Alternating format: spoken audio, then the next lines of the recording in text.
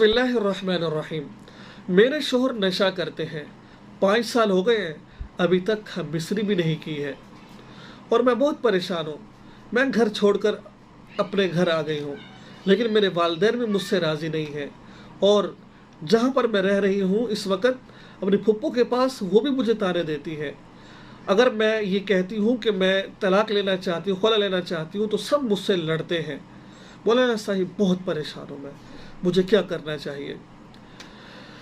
अल्लाह अकबर। कुछ मसाइल ऐसे होते हैं जिनको सुनकर रोंगटे खड़े हो जाते हैं।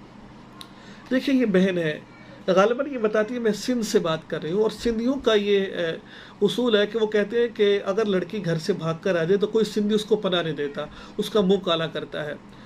तो और अगर मैं खुला मांगूँ तो मेरे घर वाले मुझसे नाराज़ होते, मेरी वालदा मुझसे नाराज़ है। अब वो बेचारी क्या करे? वो घर जाए तो खाविंद ना मर्द है कुछ और नशा करता है, ऊपर से पैसे खींचता है, घर का सामान बेच देता है। और अगर माँ बाप के पास आए तो माँ बाप कहते हैं कि नहीं भाई, उसके साथ गुजारा करो। क्या करे इस बच्ची का?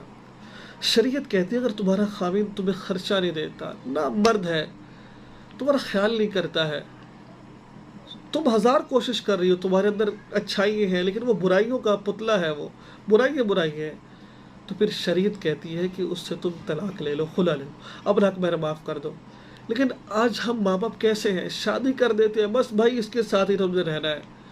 जुल्म और सितम सहती रहती है बेचारी, परेशानी होती रहती है, लेकिन इसके साथ रहना है तुम्हें। नहीं भाई दोस्त, ये गलत बात है।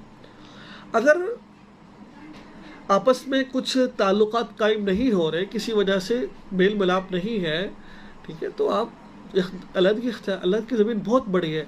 जहाँ पर तलाक याफ्ता औरतें हैं, वह तलाक याफ्ता जिनको औरतों की ज़रूरत है, वो मर्द भी मौजूद है और औरतें भी मौजूद हैं।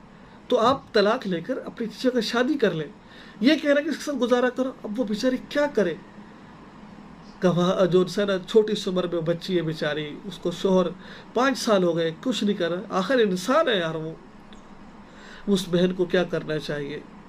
सबसे पहले नंबर पर मैं अपनी ज़ाती राय ये दे रहा हूँ आपको, मैं उस बहन को अल्लाह ताला के साथ लो लगानी चाहिए, अल्लाह ताला से मांगना चाहिए, दुआ ये मांगे कि अल्लाह जो मेरे हक़ में बेहतर है वो कर दे, या अल्लाह या तो मेरी इस शोहर से जान छुड़ा दे या इस शोहर को ठीक कर दे। और एक वजीफ़ा बताता चलो मैं, अपने वालिदैन के लिए दुआ करते रहे। वो दुआ वजीफ़ा क्या है?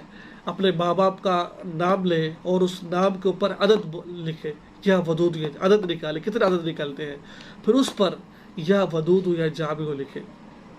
अगर आपको पता नहीं है कि अदद कैसे निकालते हैं और क्या करते हैं, क्या तरीक़ाकार है, तो इस पर मैं आपको तरीका बताता हूँ। वो तरीका आप कैसे सीखेंगे? आप वेबसाइट पर जाएं, जाने के बाद आपको वहाँ लिखना है maulanamasooodnqb.com। वहाँ लिखेंगे आप। वहाँ लिखने के बाद आपको मेरी वेबसाइट नज़र आएगी इस नाम पर। वहाँ पर आप सर्च करेंगे कि आदात कैसे निकालते हैं, ठीक है ना, आदात कैसे निकालते हैं। जब आप ये लिखेंगे, मोहब्बत का वजीफ़ा लिखेंगे, तो फिर वो मेरा आर्टिकल आपके सामने आ जाएगा और मुकम्मल तरीका मैंने बता दिया। वहाँ जाकर आप देख सकते हैं कि किस तरीके से आप वो निकालें। मैं तरीका थोड़ा सा बता देता हूँ। आदात निकालें नाम के, फिर उस पर या वदूद जाबिह पढ़ें। इसके ज़रिए से आपके वालिदैन के दिल में मोहब्बत पैदा हो जाएगी। मैं उन वालिदैन से अर्ज़ करना चाहता हूँ, खुदा के लिए जुल्म मत करें। जब दीन ने हमें इजाज़त दी है तो हम और आप क्या हो सकते हैं? और एक बात उन्होंने और कही थी, क्या मेरा निकाह उससे ख़त्म हो गया? वो कहते कि मैं ये समझती हूँ 5 साल तक कोई ताल्लुक़ कायम नहीं हुआ तो मेरा निकाह ख़त्म हो गया। नहीं मेरे भाई, नहीं मेरी बहन, ऐसा नहीं है।